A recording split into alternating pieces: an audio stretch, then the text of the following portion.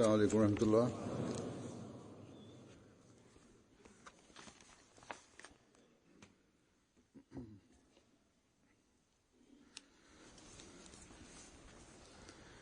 أشهد أن لا إله إلا الله وحده لا شريك له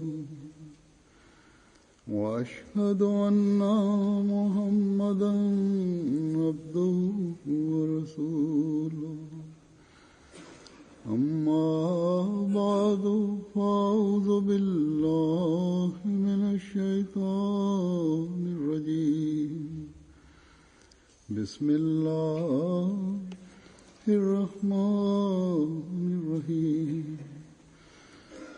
الحمد لله رب العالمين الرحمن الرحيم مالك يوم الدين إياك نعبد وإياك نستعين اهدنا الصراط المستقيم صراط الذين أنعمت عليهم غير المغضوب عليهم ولا الضالين.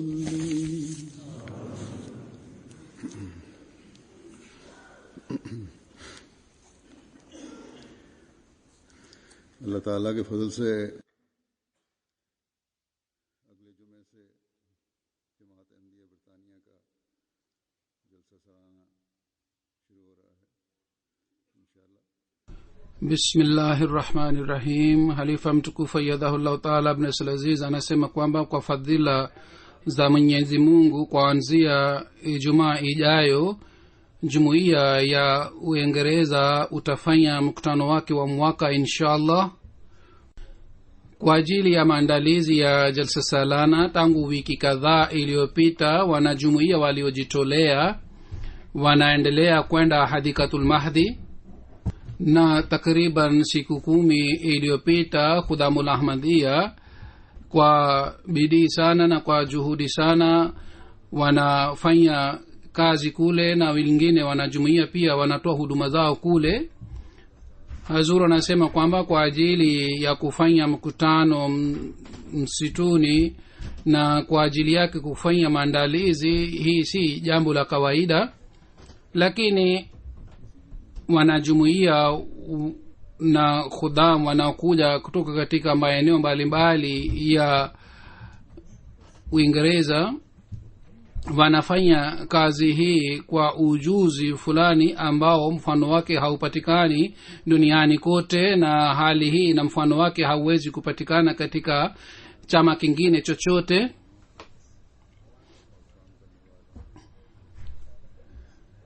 Basi hii pia kwa fadhila za Mwenyezi Mungu ni shauku ambayo Mwenyezi Mungu alitia katika mioyo ya wanajumuiya baada ya kufanya bayat ya Sayyidina Ahmad alayhi salatu wassalam.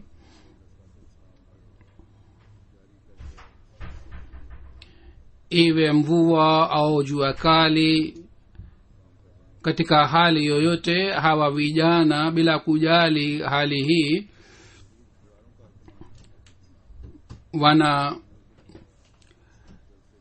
wanatoa huduma zao kwa ajili ya mkutano wa mwaka ulioanzishwa na Sayyidina Ahmad alayhi salatu wassalam.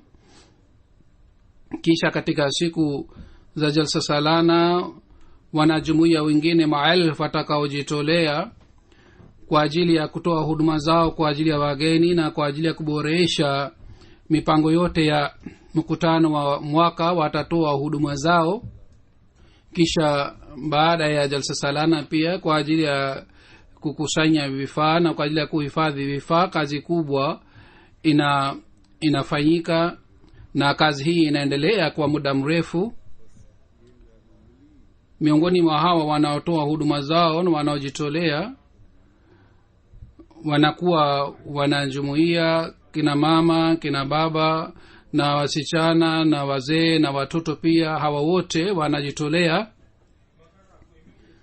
Basi shauku hii ya kuhudumia wageni wa Sayyidina alayhi salatu wassalam ni shauku ambayo inapatikana katika jumuiya ya Sayyidina alayhi salatu wassalam tu, na shauku hii haipatikani katika jumuiya nyingine yoyote. Katika nchi hizi za Ulaya ambapo kuchuma dunia na kuzama katika dunia kwa kawaida inakuwa mwenendo wa kila mtu, lakini wanajumuia kwa kujitolea wanatoa huduma zao katika hali hii yote. Tunatakiwa tuendelee kuwaombea hawa wote wanaojitolea kwamba Mwenyezi Mungu aendelee kuwajalia watoe huduma zao kwa shauku, na vile vile Mwenyezi Mungu awalinde kutoka katika shari zote na kutoka katika mabalaa yote. Halifa mtukufu anasema kwamba sasa hivi kama ni desturi na vile vile ni muhimu kwamba mimi nitaeleza kuhusu ukarimu wa wageni. Hakuna shaka ndani yake kwamba wanajumuiya wote wanaojitolea kwa kutumia juhudi yao yote wanahudumia wageni wa Sayyidina alayhi salatu wassalam. Lakini wapo wengine ambao ni wapya na vile vile ni watoto ambao mara ya kwanza wanatoa huduma zao kwa ajili ya kazi hii. Vile vile wale wanaojitolea kwa zamani kwa ajili ya kuwakumbusha pia ni muhimu kwamba kuhusu ukarimu nieleze mafundisho ya dini tukufu ya Islam, na vile vile kwa kumpitia mfano mwema wa Mtume Muhammad sallallahu alaihi wasallam, na kwa kupitia mfano wa Sayyidina alayhi salatu wasalam, na kwa kupitia nasaha zake tutoe huduma hii na tuzingatie mambo haya yote ili tuendelee kuboresha zaidi ukarimu wa wageni zaidi na zaidi. Mwenyezi Mungu kwa kutuelezea umuhimu wa ukarimu ndani ya Qur'ani tukufu anaeleza mfano wa Ibrahim alayhi salatu wassalam kwamba wageni walipomjia Ibrahim alayhi salatu wassalam, kazi ya kwanza baada ya kuwapokea na baada ya kuwasalimia aliyofanya ni hii kwamba aliandaa chakula kwa ajili ya wale wageni. Kisha Mwenyezi Mungu ametoa mfano wa wageni wa Hazrat Lut alayhi salatu wassalam. Hazrat Lut alayhi salatu wassalam alikuwa na fikira na wasiwasi kuhusu wageni wake kwamba isije watu wa kabila langu watamwasumbua, na alikuwa na fikira ya ulinzi wa wageni wake. Basi usumbufu wa mgeni pia inatakiwa tuzingatie, yani yeye asipate usumbufu. Na ikiwa mgeni anapata usumbufu, mwenye nyumba anapata fedheha, basi inatakiwa ikumbukwe vizuri kwamba usumbufu wa mgeni si jambo la kawaida ambalo tunaweza kulidharau kitu hiki, bali kwa njia yoyote mgeni akipata usumbufu au shida, hii inakuwa fedheha kwa ajili ya mwenye nyumba. Ndiyo maana Islam imesisitiza sana kuhusu ukarimu wa wageni. Sifa chungu mzima za Mtume Muhammad sallallahu alaihi wasallam alizozishuhudia Hadha Khadija radhiyallahu ta'ala anha, na Hadra Khadija radhiyallahu ta'ala anha alieleza sifa hizi wakati Mtume Muhammad sallallahu alaihi wasallam alipopata ufunuo mara ya kwanza. Hadra Khadija alisema kwamba wewe una sifa hizi, Mwenyezi Mungu hawezi kukupoteza au kukuangamiza. Na miongoni wa sifa alizozieleza, mmoja alieleza sifa hii kwamba Mungu anawezaje kukuangamiza kwa sababu una sifa ya ukarimu wa wageni. Kisha katika maisha ya mtume Muhammad sallallahu alaihi wa sallam si matukio mawili au mifano miwili mitatu, bali ni mamia inayothibitisha ukarimu wa mtume Muhammad sallallahu alaihi wa sallam kuhusu wageni wake. Kisha mtume sallallahu alaihi wa sallam alifundisha mwenendo huu masahaba zake na umma wake pia, na kuna mifano ya masahaba pia. Kwa kusoma mifano hii sisi tunashangaa kwamba jinsi gani kwa kujitolea sana walikuwa wakiheshimu wageni na walikuwa wakiwapatia ukarimu, na namna gani Mwenyezi Mungu alikuwa akiweka baraka katika ukarimu wao na alikuwa akipenda. Mtume sallallahu alaihi wasallam alikuwa na desturi kwamba wageni walipokuwa wakija kwa wengi alikuwa akigawa wageni na alikuwa akichukua yeye mwenyewe pia mgeni, kisha alikuwa akiwapatia ukarimu. Safari moja mtume sallallahu alaihi wasallam alipogawa wageni katika maswahaba na wageni kadhaa alichukua yeye mwenyewe kwa sababu wageni walikuja kwa wingi. Sahaba moja Abdullah bin Tofa anasema kwamba mimi nilikuwa miongoni wa wale wageni waliochukuliwa na mtume Muhammad sallallahu alaihi wasallam nyumbani kwake. Mtume sallallahu alaihi wasallam alituchukua nyumbani kwake, na mtume sallallahu alaihi wasallam akamuuliza Hazrat Aisha radhiallahu ta'ala anha kwamba je, kuna kitu chochote nyumbani kwa ajili ya kula? Hazrat Aisha akasema kwamba kuna chakula kidogo kitwacho harira na niliweka chakula hiki kwa ajili yako. Siku ile mtume Muhammad sallallahu alaihi wasallam alikuwa amefunga pia. Kile chakula kiliwekwa kwa ajili ya futari ya mtume Muhammad sallallahu alaihi wasallam. Kwa amri ya mtume Muhammad sallallahu alaihi wasallam Hazrat Aisha akaleta kile chakula. Mtume sallallahu alaihi wasallam akaonja kidogo kutoka katika kile chakula na akawaambia wageni kwamba muanze kula kwa kusema bismillah. Yule sahaba anasema kwamba sisi tulikuwa tunakula kile chakula bila kuona chakula na mpaka sisi sote tukashiba. Kisha mtume sallallahu alaihi wasallam akauliza kwamba je, kuna kitu cha kunywa? Hata Aisha akaleta kitu kwa ajili ya kunywa. Mtume sallallahu alaihi wasallam akanywa kidogo, kisha akasema nyinyi munywe kwa kusema bismillahir rahmanir rahim. Na yule sahabi anasema tulikunywa bila kuona kile kitu mpaka tukashiba. Na hii ndiyo ilikuwa ukarimu wa mtume Muhammad sallallahu alaihi wasallam. Mtume sallallahu alaihi wasallam alionja kile chakula kabla ya kuwapa wageni. Hatuwezi kusema kwamba mtume sallallahu alaihi wasallam alikula chakula, bali alionja kwa ajili ya kufanya maombi, ili kwa baraka ya maombi yake kile chakula kiwe tosha kwa ajili ya wageni wote. Na hivyo ndivyo iliyotokea. Vile vile ikiwa mtu anaanza kula chakula kwa maombi, baraka inapatikana ndani ya chakula, na mifano yake pia ni chungu mzima. Kwa kupitia mifano hii kwamba jinsi gani kwa sababu maombi ya mtume Muhammad sallallahu alaihi wasallam chakula kidogo kilitosha kwa ajili ya watu wengi. Kisha baadhi wakati wageni walikuwa wakileta usumbufu sana, na katika hali hii mwenye nyumba hawezi kuwa na subira, anapata ghadhabu na ana hasira. Lakini katika hali hii pia mtume Muhammad sallallahu alaihi wasallam alikuwa na mfano wa aina gani?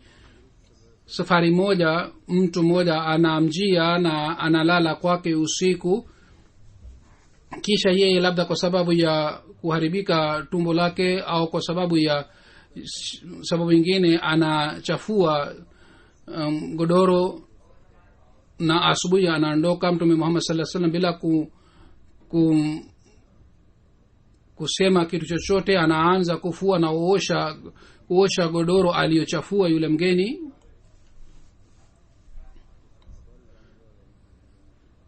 kadiri mtu anaweza kuheshimu mgeni na kumpatia ukarimu, mfano wake unapatikana katika mwenendo wa mtume Muhammad sallallahu alaihi wasallam. Na katika maisha ya masahaba wa mtume Muhammad sallallahu alaihi wasallam pia tunaona mifano ya aina hii kwa sababu ya malezi ya mtume Muhammad sallallahu alaihi wasallam. Kuna tukio moja maarufu sana, wakati wote tukisoma tukio hili tunasikia raha.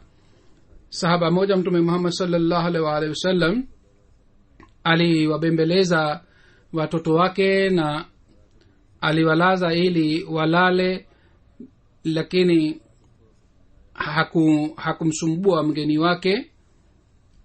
Sahaba moja wa Ansar anasema kwamba wakati mtume Muhammad sallallahu alaihi wasallam aliponipatia mgeni moja, nikamuuliza mke wangu baada ya kuja nyumbani kwamba je, kuna kitu chochote cha kula?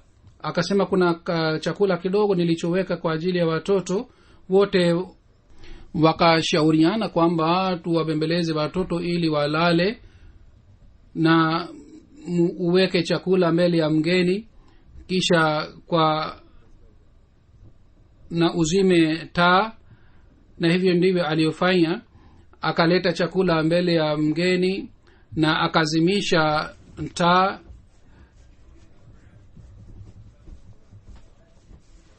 Kisha waliamua hii pia kwamba sisi tutadhihirisha kama sisi pia tunakula chakula pamoja na mgeni, yani tutatoa sauti ya aina hii. Mgeni ataona kwamba sisi pia tunakula. Ikiwa hatufanyi hivi, labda mgeni pia hatakula na yeye atakuwa na njaa.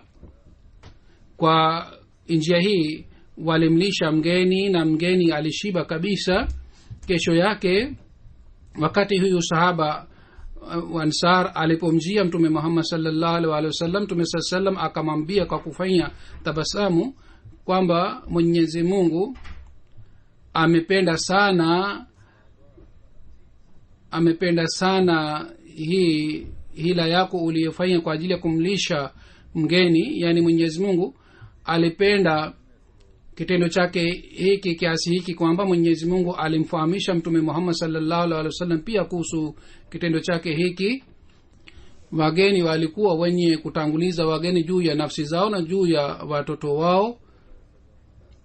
Bila shaka watu hawa kwa kupata ridhaa ya Mwenyezi Mungu wanakuwa warithi wa neema ya dunia hii na ya akhira. Shauku hii ilipatikana katika maswahaba wa mtume Muhammad sallallahu alaihi wasallam kwa kuona mfano mwema wa mtume Muhammad sallallahu alaihi wasallam, na vile vile kwa sababu ya mafundisho yake. Katika riwaya moja inapatikana hivi kwamba mtume sallallahu alaihi wasallam alisema, mtu ambaye anamwamini Mwenyezi Mungu na siku ya akhira aseme kauli nzuri au akae kimya, na yule ambaye anamwamini Mwenyezi Mungu na siku ya akhira yeye lazima amheshimu jirani yake, na yule ambaye anamwamini Mwenyezi Mungu na siku ya akhira lazima aheshimu mgeni wake. Basi hii ni kiwango kwa ajili ya kuwa mwaminio mzuri.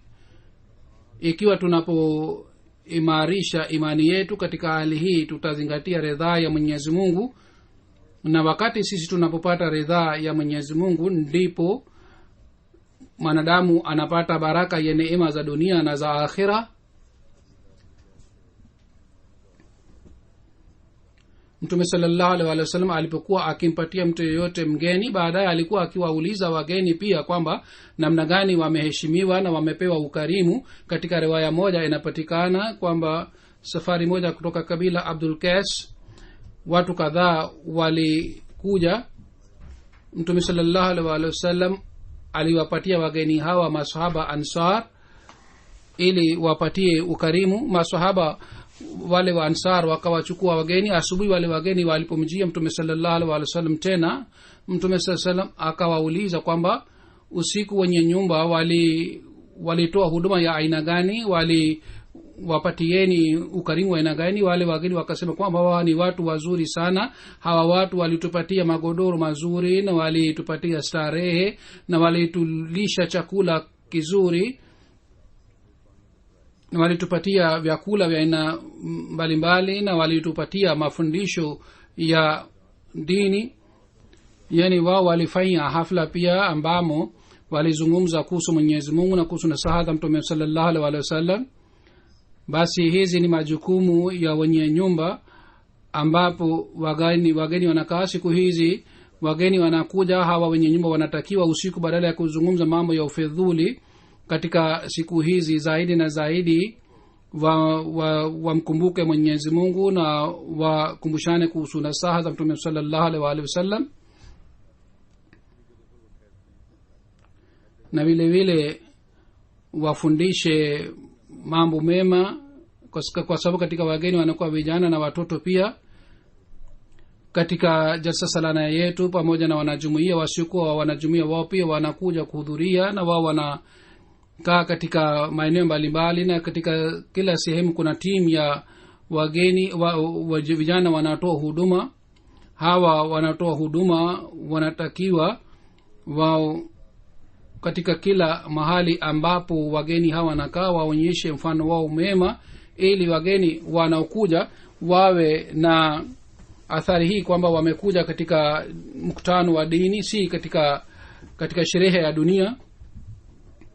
Hawa wanaotoa huduma na wanaojitolea wanatakiwa wao wawe na hulka njema za hali ya juu usiku au mchana, wakati wote wao wanapokuwa na nafasi ambamo hawafanyi kazi katika hali, badala ya kuzungumza mambo ya hapa na pale, wao wazungumze mambo ya dini.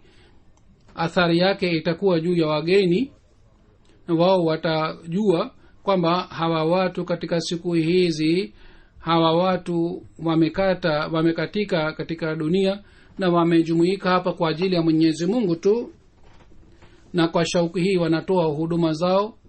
Kwa kuzingatia jambo hili, wageni wanawaambia wageni pia kuhusu mambo ya dini. Basi hii inakuwa mahubiri kutoka kwa wanajumuiya wanajitolea, na vile vile inakuwa malezi kwa ajili ya vijana na watoto. Sisi kwa fadhila za Mwenyezi Mungu tuna safari ndefu sana, yani Jumuiya Ahmadiyya. Masahaba ridwanullah alayhi walielewa kitu hiki. Kwa kuelewa hii, ikiwa upande moja walitimiza haki ya ukarimu na waliwapatia malazi mazuri na waliwapatia chakula kizuri na walitimiza mahitaji yao yote, vile vile walifanya juhudi ya kutimiza haki ya elimu ya kiroho ili watakaporudi nyumbani kwao waweze kuwapatia malezi watu wa nyumbani, na vile vile waweze kuwafikishia watu ujumbe wa Islam. Katika nidhamu yetu pia kuna idara ya tabligh na tarbiyat katika siku za jalsa salana, na mikutano yake inafanyika usiku pamoja na watu wa mataifa mbalimbali. Mikutano inafanyika wakati wa jalsa salana.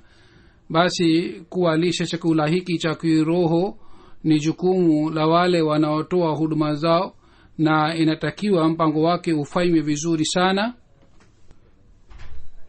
Wale wanaotoa huduma zao na kila mmoja anatakiwa azingatie muhimu wake. Wao wakumbuke kwamba amali zao na vitendo vyao na mifano yao na maneno yao ni sehemu ya ukarimu wa wageni. Si hii tu kwamba watoe huduma zao tu, bali wanatakiwa katika siku hizi wazingatie jambo hili pia. Katika zama hizi mtumishi wa Mtume Muhammad sallallahu alaihi wasallam sayyidina alayhi salatu wasalam alitufundisha namna gani mifano ya ukarimu na namna gani alitoa huduma ya wageni, na toa mifano yake kadhaa. Kuna heshima ya mgeni mmoja aliyekuja Qadian alikuwa mfuasi wa sinam alayhi salatu wassalam, yani alikuwa mfuasi wake pia na alikuwa mgeni pia. Na yeye kwa sababu ya kuwa mfuasi wa sinam alayhi salatu wassalam akaanza kufanya msaji ya miguu ya mtume ya sinam alayhi salatu wassalam. Katika hali hii baniani moja akapiga hodi mlangoni. Huyu sahaba anasema kwamba mimi nilitaka kufungua mlango, lakini sayyidina alayhi salatu wassalam kwa mbio akasimama na akafungua mlango na akasema kwamba wewe ni mgeni wetu, hutakiwi uende na ufungue mlango, kwa sababu mtume Muhammad sallallahu alaihi wasallam amesema kwamba tunatakiwa tuheshimu mgeni. Sasa angalieni hapa kuna sura mbili. Ya kwanza ni ya kuwa mfuasi wa sayyidina alayhi salam. Sawa na hali hii sayyidina alayhi salam alimruhusu kwamba afanye msaji ya miguu yake, na sura nyingine ni ya kuwa mgeni. Na kwa ajili ya kuheshimu mgeni kwa kuzingatia agizo la mtume Muhammad sallallahu alaihi wasallam, sayyidina alayhi salam aliheshimu mgeni wake, na yule aliyekuja mlangoni sayyidina alayhi salam mwenyewe alimfungulia mlango. Kuna tukio moja la Bashira Masahib, anasema kwamba mwanajumuiya mmoja ambaye alikuwa maskini sana, jina lake ni Sheikh Ghulam Nabi Sahib, alikuwa akiendesha duka lake katika Rawalpindi. Yeye aliniambia tukio lake kwamba safari moja nilimjia sayyidina alayhi salatu wasalam kwa ajili ya kukutana naye. Ilikuwa msimu wa baridi na mvua pia ilikuwa inanyesha. Jioni nilifika Qadian. Usiku baada ya kula chakula, nilipolala takriban nusu ya usiku, mtu mmoja akagonga mlango wangu. Nikamfungulia mlango, nikamkuta sayyidina alayhi salatu wasalam alikuwa amesimama mbele na alikuwa ameshika glasi ya maziwa mkononi wake moja, na katika mkono mwingine alikuwa ameshika taa. Kwa kumuona sayyidina alayhi salam nikashangaa na nikaogopa, na lakini sayyidina alayhi salam akasema kwamba nilipata zawadi maziwa hii na nilidhani kwamba labda una tabia ya kunywa maziwa usiku, kwa hiyo nimekuletea maziwa hii unywe. Seti Sahib anasema kwamba kwa kuona hali hii macho yangu yalianza kutoa machozi, kwamba angalieni kwamba sayyidina alayhi salatu wasalam anatoa huduma ya wafuasi wake na anapata usumbufu kwa ajili ya kuwapatia raha. sayyidina alayhi salatu wasalam alikuwa akitayarisha chakula kwa ajili ya wageni sawa na tabia zao. Ingawa katika siku za Jasasalana sayyidina alayhi salam alikuwa akitayarisha chakula cha aina moja ili usumbufu usipatikane na kila moja apate chakula vizuri, lakini siku hizi kwa fadhila za Mwenyezi Mungu jumuiya yake imepata malezi sana katika kusimamia mambo, na jumuiya inaweza kufanya mipango mikubwa bila kupata tabu. Kwa hiyo katika siku za Jasasalana pia chakula kinapikwa kwa ajili ya wageni wote, na vile vile chakula kinapikwa kwa ajili ya wageni maalum na kwa ajili ya wagonjwa pia, na hatupati usumbufu katika kupika chakula kwa ajili ya hawa wote, wala hatutakiwi tupate usumbufu. Watu wengine bila kuwa na sababu yoyote wanauliza maswali ya aina hii kwamba kwa nini chakula cha aina mbalimbali kinapikwa. Hawa watu wanatakiwa wawe na subra na wasilete maswali ya aina hii. Ndio kwa ajili ya wageni ambao wanakuwa wageni wa tabshir, kwa ajili yao chakula kinapikwa, lakini kwa ajili ya kuwafahamisha kwamba watu wengine wanakula chakula gani, kwa ajili yao pia inatakiwa iwekwe chakula kilichopikwa kwa ajili ya wageni wote. Wageni hawa wanakula kile chakula kwa furaha sana, lakini ilmuradi ni kwamba chakula kisipikwe kwa ajili ya kuonyesha watu wengine. Ikiwa zamani hatukuweza kufanya mpango, lakini siku hizi tunaweza kufanya mpango wa kupika chakula, na vile vile ni haki ya mgeni, kwa hiyo lazima tupike chakula kwa ajili yao. Katika Rabua pia chakula kilikuwa kikipikwa kwa ajili ya wageni, na vile vile wasiokuwa wananchi chakula kilikuwa kikipikwa kwa ajili yao pia. Lakini hapa pia kama chakula au vyakula vinapikwa kwa ajili ya watu mbalimbali, hakuna madhara yake. lakini wanajumuia wa kawaida wanatakiwa wale chakula kinachopikwa kwa ajili ya wageni wote. vile vile wasimamizi wote pia wanatakiwa wale chakula kilichopikwa kwa ajili ya wageni wote, isipokuwa mtu ambaye ana shida hawezi kula kile chakula, au mtu anakuwa katika duty, yeye amekula chakula pamoja na wageni. Lakini kwa kawaida kila mmoja anatakiwa awe na mfano wake, hii kwamba ale chakula kilichopikwa kwa ajili ya watu wote. Sayyidina alayhi salatu wassalam alipenda sana kwamba wasimamizi wasifanye takalluf, yani wasifanye kazi kwa ajili ya kuonyesha wengine, ikiwa bila kuwa na tabia kuonyesha wageni wanapikiwa chakula haina madhara yake, inatakiwa ifanywe hivi. Kisha wakati fulani wageni kadhaa hawakupewa chakula vizuri usiku wakati wa Sayyidina alayhi salatu wasalam, na kwa sababu ya kosa la wasimamizi wale wageni hawakuangaliwa vizuri. Mwenyezi Mungu alimfahamisha Sayyidina alayhi salatu wasalam kwa kupitia ufunuo kwamba wageni kadhaa hawakuangaliwa vizuri, ni hawakupewa chakula vizuri. Sayyidina alayhi salam akasema kwamba Mwenyezi Mungu ameniambia usiku kwamba usiku katika langar khana, katika nyumba ya wageni imefanywa kitendo cha kuonyesha au wageni hawakuangaliwa vizuri, yani wageni kadhaa walipewa chakula na wengine hawakupewa chakula, au wageni hawakuhudumiwa vizuri. Kwa hiyo Sayyidina alayhi salatu wasalam aliwafukuza kazini wale wote wafanya kazi walikuwa wakifanya kazi katika nyumba ya wageni. Ingawa Sayyidina alayhi salam alikuwa mpole sana, lakini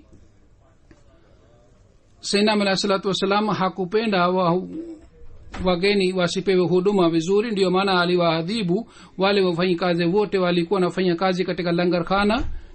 Kisha Sayyidina alayhi salam mwenyewe alitayarisha chakula mbele yake kwa ajili ya wageni. Kwa hiyo wale wanatoa ukarimu wanatakiwa wawe waangalifu sana, mgeni yeyote asipate shida kwa njia yoyote. Idara ya ukarimu ni idara muhimu sana katika jalsa salana. Ikiwa idara hii inafanya kazi vizuri na kwa wakati, mipango yote ya jalsa salana inaenda sambamba, inaenda vizuri. Ukarimu si kuwalisha watu chakula au kuwapatia malezi, bali katika hii ni kutayarisha chakula kwa ajili ya wageni na kuwalisha wageni chakula vizuri, na vile vile kuweka akiba vifaa vya kula kwa ajili ya kupikia. Ikiwa upungufu inapatikana katika vifaa vya kula, basi watu hawawezi kupika chakula kwa wakati wala kuwapatia watu chakula kwa wakati. Na kwa sababu ya hii mipango mingine ya mkutano wa mwaka hatuwezi kuanzisha kwa wakati. Vile vile katika ukarimu kuna malazi pia, hii pia ni jukumu la idara hii, hususan wale wageni wanaokaa katika maeneo mbalimbali. Vile vile ni usafi pia ni chini ya idara hii ya ukarimu, ya bafu na ya vyoo. Vile vile kuegesha gari pia ni chini ya idara hii ya ukarimu. Ikiwa kuna shida katika kuegesha magari, ikiwa kuna hali hii inapatikana, ikiwa upande mmoja wageni wanapata shida, vile vile mipango ya jalsa salana pia inaathirika. Vile vile kuondoa usumbufu unapatikana kwa sababu ya mvua, hii pia ni chini ya idara ya ukarimu. Vile vile kuwa na magari madogo madogo kwa ajili ya kuwapeleka wazee na wakina mama hapa na pale, hii pia ni chini ya idara hii. Vile vile mahali ilikodishwa kwa ajili ya kuegesha magari kutoka kule mpaka jalsa salana kwa ajili ya kuleta wageni magari, kutayarisha magari au kuwa na magari, hii pia ni chini ya idara hii ya ukarimu. Ilmuradi kuna majukumu mengi sana yanayokuja chini ya idara hii ya ukarimu. Ikiwa mambo yote yanaenda vizuri chini ya idara hii, mipango mingine ambayo si mikubwa sana yanaenda vizuri. Vile vile kuwapatia wageni matibabu pia ni chini ya idara hii ya ukarimu. Nasema takriban 80% inakuja chini ya idara hii ya ukarimu.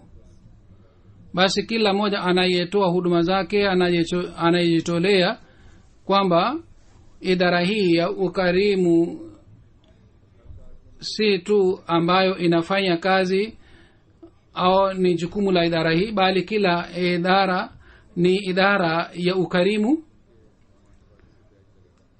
na kuheshimu wageni na kuondoa usumbufu ya wageni ni jukumu la kila anayejitolea katika Jalsa. Mwenyezi Mungu awajalie wanajumuiya wote wanajitolea waweze kutimiza jukumu hili vizuri, na jalsa pia iwe yenye baraka kwa fadhila za Mwenyezi Mungu.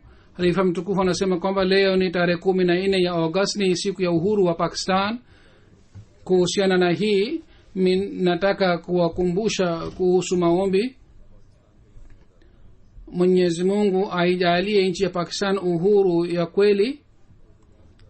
Viongozi ambao wana maslahi yao na wanafuata matamaa za nafsi zao, Mwenyezi Mungu alinde nchi yetu kutoka katika viongozi hawa.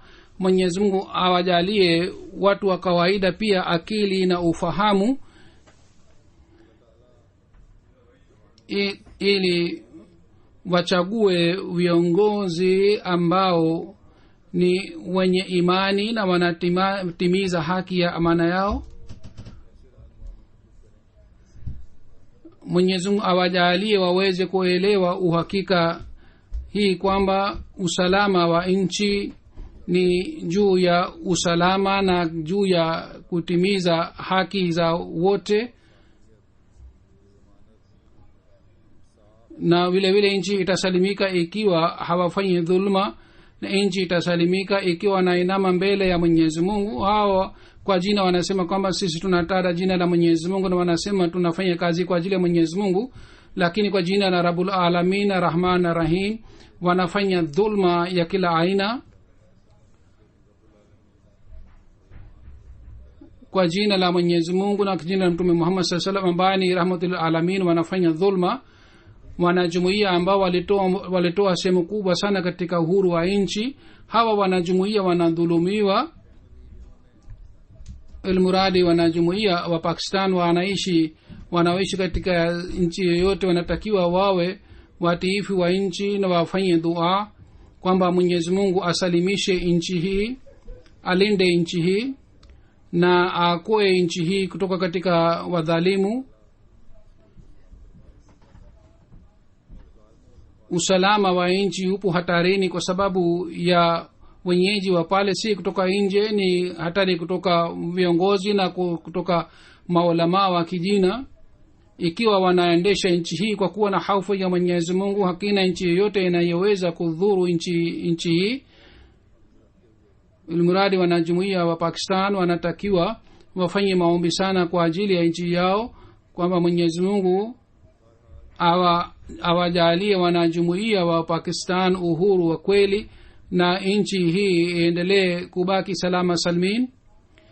Halifa mtukufu anasema baada ya swala nitaswalisha jeneza ghaibu. Jeneza moja miongoni wa jeneza hizi mbili ni ya bwana Kamal Aftab Saheb, ibn wa Rafiq Aftab Saheb wa Uingereza. Tarehe 7 wa August 2015 katika hospitali ya Leeds. Alifariki katika umri wa 33. Inna lillahi wa inna ilaihi rajiun. Huyu bwana alitoa huduma zake katika nyanja mbalimbali. Wakati wa kifo alikuwa regional qaid wa Khudamul Ahmadiyya na vile vile secretary tarbiyat wa Jumuiya Huddersfield South. Katika siku zake za mwisho wa ugonjwa wake katika chumba chake cha hospitali kwa ajili ya maradhi ya leukemia alianzisha kampeni ya kukusanya 50,000, na katika maisha yake yote aliendelea kutoa huduma katika dini na katika kufanya mahubiri. Yeye kwa kuwa na ugonjwa na alikuwa dhaifu sana, lakini katika ijtimaa ya Khudamul Ahmadiyya alifanya mpango wa kuweka TV katika chumba chake, na pale alisikiliza hutuba yangu katika gazeti la nchi liitwalo guardian alimpatia lakabu ya volunteer 2014. siku chache kabla ya kifo chake alikuja kukutana nami. alikuwa na mgonjwa sana, lakini kwa bashasha sana alikutana nami. ilikuwa haionekani kwamba ana shida sana, lakini wakati huo alikuwa na shida sana. alikuwa mtiifu sana wa uhalifa. ndugu yake bana Faruk anaandika kwamba alikuwa akitukua Seth Aladita Saheb aliyekuwa sahaba wa Sayyidina Ahmad alayhi salatu wassalam katika fitna iliyotokea dhidi ya jumuiya 1953 na 73. babu wa Kamal Aftab Saheb Jamaluddin Saheb alishambuliwa, yani nyumba yake ilishambuliwa. Jamaluddin Saheb kwa miezi 6 alifungwa gerezani. bana Kamal Saheb alikuwa mtu mwenye hulka njema sana, na alikuwa mwenye kutoa huduma kwa ajili ya wengine, na alikuwa mpendwa sana. pamoja na wanajumuiya wasikuwa na jumuiya pia walikuwa wakimsifu, na kila mmoja alimsifu. hakuna hata mmoja aliyesema dhidi yake. alikuwa rafiki wa kila mtu. alitoa huduma za wazazi, vile vile aliangalia ndugu zake. alikuwa akiswali swala bila kukosa. alikuwa akitoa huduma zake katika Humanity First Gift of Sahid. chini ya mpango huu katika Afrika Mashariki aliendelea kufanya mpango wa kuanzisha kliniki. alikuwa mhubiri mzuri sana. kila wakati alipata nafasi alifanya mahubiri. alipokuwa hospitalini aliwahubiri madaktari na wale watu walikuwa wakitoa huduma kwa ajili yake aliwahubiri. aliniambia kwamba nimeweka TV hospitalini na waonyesha watu kipindi cha MTA, na kwa njia hii napata njia ya kuwahubiri. alikuwa member wa idara ya Sultanul Qalam. kwa kupitia interview ya TV alifikisha ujumbe wa jumuiya kwa watu malaki. ndugu yake moja aitwa Yusuf anasema kwamba vijana walikuwa hawana uhusiano mzuri na jumuiya. kwa kufanya juhudi sana alikuwa akiwaleta karibu na jumuiya, na alikuwa akitia mapenzi ya ukhalifa ndani ya mioyo yao. baadhi wakati alikuwa akileta khudam hapa London ili wasali swala katika msikiti wa Fadhal ili wawe na uhusiano mzuri na uhalifa. kwa kawaida alikuwa akiwakumbusha khudamul Ahmadiyya na majlis amla kuhusu swala, na aliwasaidia pia kuhusiana na hii ili kila mmoja aswali swala. bali kwa ajili ya swala ya fajr alipokuwa akija alikuwa akileta vijana kadhaa, khudam kadhaa. Dr. Hafiz Saheb anasema kwamba Kamal Aftab Saheb aliniambia wakati alipojua kwamba ana mgonjwa, alisema mimi nipo radhi pamoja na ridhaa ya Mwenyezi Mungu, sina wasiwasi yoyote. ugonjwa wake ulipogunduliwa alikuwa na fikira hii sana kwamba interviews zilizochukuliwa wakati wa matetemeko ya Nepal na zile interviews zilitayarishwa kwa ajili ya Humanity First. aliniambia kwamba hizi interviews zinatakiwa ziwekwe online ili dunia ijue kuhusu huduma ya jumuiya inayotoa kwa ajili ya binadamu. huyu bana anaieleza ni daktari, anasema kwamba ugonjwa wake ulikuwa mwenye shida sana, lakini katika maradhi pia aliendelea kufanya tabasamu. hospitalini akaniambia kwamba hatutakiwi tuache nafasi yoyote ya mahubiri, kwa sababu Sayyidina Ahmad alayhi salam alisema kwamba ikiwa angekuwa anajua lugha ya Kiingereza angeweza kuhubiri katika lugha ya Kiingereza. in charge wa press yetu anasema kwamba pamoja na huduma ya Kamal Saheb alifanya kazi sana katika ofisi yetu pia. alipokuwa hospitalini aliwasiliana na waandishi wa habari mbalimbali na watu wa media ili waje kushiriki mkutano wa mwaka. aliwapigia simu watu wa media na alikuwa akiuliza kuhusu huduma ya bana Adam ambaye ni mwanajumuiya, na ikiwa alikuwa akiona kuna upungufu alikuwa akisikitika sana kwamba tunatakiwa tufanye kazi vizuri. na wakati wa jalsa salana alikuwa halali sana, lakini alipokuwa akija ofisani alionekana kwamba yeye ana bashasha zaidi, na kwa sababu ya hii wengine pia walikuwa wakipata athari nzuri. yeye bila kuwa na hofu yoyote alikuwa akiwasiliana na watu mbalimbali kwa ajili ya kuwafanyia mahubiri. Anasema kwamba hata kifo chake pia kimekuwa sababu ya kufikisha ujumbe wa jumuiya. BBC, ITV na Belfast Telegraph pia iliandika makala kuhusu kifo chake. Katika social media pia Kamal Saheb alisifiwa sana. Kwa mfano mwandishi wa habari ya ITV anasema kwamba mimi ni mwandishi wa habari, siwezi kukosa maneno, lakini mimi nasikitika sana kwa sababu kifo cha Kamal Saheb. Watu wazuri wanaaga dunia haraka sana, sisi tunatakiwa tuishe kazi yake. vile vile head wa ITV Yorkshire Margaret anasema kwamba alikuwa mtu mwema sana na mpole sana. Kwa kumuona alionekana kwamba ameishi vizuri maisha yake, na sisi tutafanya kipindi katika TV kuhusu yeye. Sadr Jamaat wa Huddersfield anasema kwamba huyu bana alikuwa mtiifu sana na alikuwa akipenda sana uhalifa na jumuiya, na kwa kuona hali yake hii sisi tulikuwa tukifurahi sana. Na alikuwa akiswali swala bila kukosa. Alikuwa na shauku sana ya kutoa huduma kwa ajili ya jumuiya.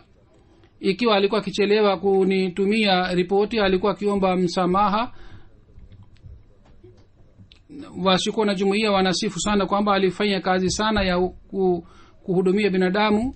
Wote wanaandika kwamba alikuwa na shauku sana ya kufanya mahubiri. Kutoka Hartlepool Muhammad Ali Sahib anasema kwamba mwaka jana katika December tulienda Ireland kwa ajili ya wakfu ya ardhi. Alikuwa regional qaid na mimi nilikuwa qaid wa majlis, lakini aliniteua kuwa amir wa safari. Na katika safari yote mimi sikuhisi kwamba Kamal Saheb hakuniheshimu au hakunitii hata kidogo. Alikuwa akiswali sala ya tahajjud bila kukosa, na alikuwa akifanya mahubiri kwa shauku sana. Alikuwa akimuuliza mbashiri wetu Ibrahim Nuni Saheb kwamba namna gani tunaweza kuwahubiri wa Kristo. Na anasema kwamba katika safari yetu khadi moja ambaye alikuwa pamoja nasi, yeye alimkumbusha kwamba asome vitabu vya Sayyidina Muhammad sallallahu alaihi wasallam. Baadaye alichukua imtihani pia ya kitabu kile alichosoma, na wote walikuwa wakitoa huduma zao katika khudam wote wanamsifu. Kuna sadr moja wa zamani wa Huddersfield anasema kwamba tangu mtoto wake na mjua alikuwa tofauti na watoto wengine. Alikuwa hapigani, alikuwa akiheshimu sana wageni kutoka utoto wake. Alikuwa na shauku sana ya kutoa huduma katika jumuiya. Yeye kwa kweli alitimiza ahadi yake. Alikuwa mhubiri mzuri sana. Wakati wote alipokuwa akipata nafasi alikuwa akifanya mahubiri. Watu waliokuwa wakija kazini kwako alikuwa akiwapatia vipeperushi, na alikuwa akiwaalika waje mission house ya jumuiya. Alijenga uhusiano mzuri na watu wengi, na kila mahali ujumbe wake ulikuwa ukifika. Khadi moja anaandika kwamba alikuwa mpole sana, na kila wakati alikuwa tayari kutoa huduma yake kwa ajili ya jumuiya. Yeye alikuwa hata hapendi kuwa kiongozi, bali alikuwa akifanya huduma zake kwa kuwa nyuma. Alikuwa hafanyi kazi ili asifiwe na watu wengine. Alikuwa akiwasihi watu wengine kwamba wajenge uhusiano mzuri na Mwenyezi Mungu. Alikuwa akisoma Qur'an tukufu, na alikuwa na shauku sana ya kusoma vitabu, na alikuwa akisoma vitabu vya Sayyidina Muhammad sallallahu alaihi wasallam. Wakati wote alipokuwa akipata kitabu katika lugha ya Kiingereza, alikuwa akiwafahamisha wengine kwamba kitabu kile au fulani kimefasiriwa katika lugha ya Kiingereza, musome. Ilmuradi alikuwa na sifa chungu mzima. Mwenyezi Mungu apandishe madaraja yake, aiweke roho yake mahala pema, na awapatie wazazi wake ambao ni wazee subra sana. Vile vile Mwenyezi Mungu awapatie ndugu zake na jamaa zake wengine wote subira sana. Hazur anasema kwamba jeneza ya pili ni ya bana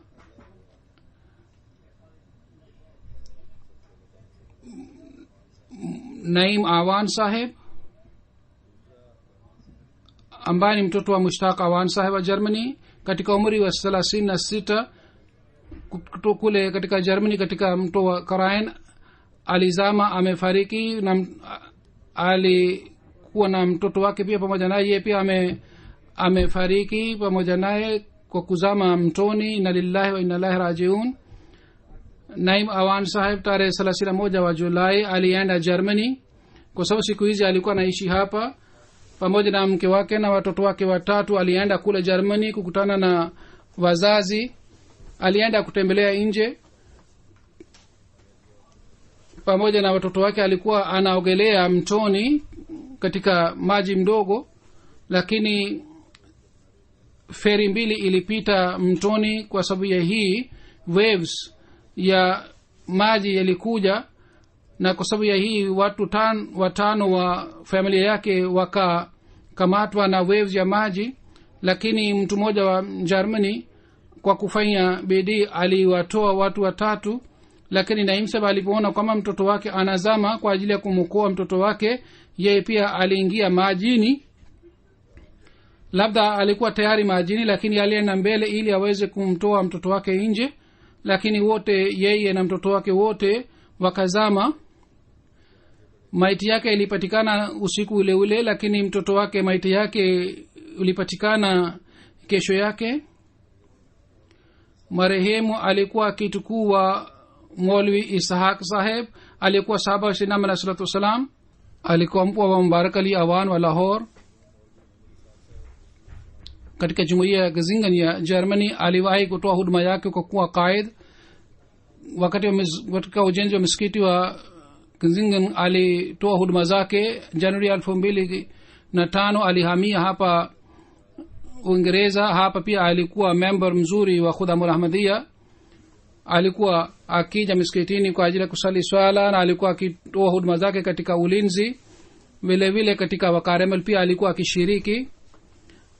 Alienda kufanya umra 2012. Alikuwa mtu mwenye bashasha sana na mwenye kukutana na watu vizuri. Ameacha mke na mabinti wawili, Bi Razia ni miaka 10 na Natasha ni miaka 14, na ameacha wazazi na ndugu watatu. Farooq Aftab Saheb ambaye ni mu'tamad wa Khudamul Ahmadiyya, vile vile ni ndugu wa marehemu wa Kamal Aftab Saheb ambaye nimeeleza sasa hivi.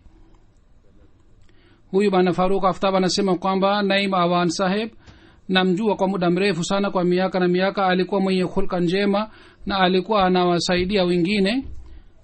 Tangu hivi karibuni alikuwa na shida za aina mbalimbali, lakini hakumwambia mtu yeyote kuhusu shida zake. Kwa hiyo alikuwa mfano kuhusiana na hii. Regional Qaid wa London wa Fazl Mosque anasema kwamba yeye alikuwa akiwasaidia wengine, lakini alikuwa hapendi kwamba awe mzigo kwa ajili ya wengine. Alikuwa hamwambii mtu yeyote kuhusu shida zake. Vile vile kuna Sadr Jamaat wa Germany ya Hamburg anasema kwamba katika jumuiya yetu tarehe 3 Agosti kulikuwa kikao cha mahubiri pamoja na wasikuwa na jumuiya. Mimi nilipofika msikitini kwa ajili ya kuangalia maandalizi, nilimkuta Naima Wan Sahib ambaye alienda kukutana na wazazi wake. Nilimkuta kwamba yeye pia anafanya kazi pale. Nilifurahi sana kwamba, na nikamuuliza umekujaje hapa? Akasema kwamba mimi nimekuja hapa na ndugu yangu ili mimi pia nitoe huduma yangu katika kazi hii njema, na mimi pia niwe na thawabu katika kazi hii ya mahubiri. Katika kila jalsa salana alikuwa akitoa huduma zake. Na rafiki yake moja Asim Sahib anasema kwamba mwezi moja kabla ya jalsa salana, mwezi mzima tangu asubuhi mpaka jioni, katika Hadikatul Mahdi alikuwa akishiriki katika wakari amal kwa imani na kwa juhudi sana. Alikuwa akitoa huduma zake. Alikuwa mwenye nguvu sana na kwa bidii sana alikuwa akifanya kazi yoyote iliyokuwa ngumu. Alikuwa toa huduma zake. Mwenyezi Mungu aiweke roho yake mahala pema na awapatie subira watu wa familia, na Mwenyezi Mungu awaangalie watoto wake mwenyewe. Amin.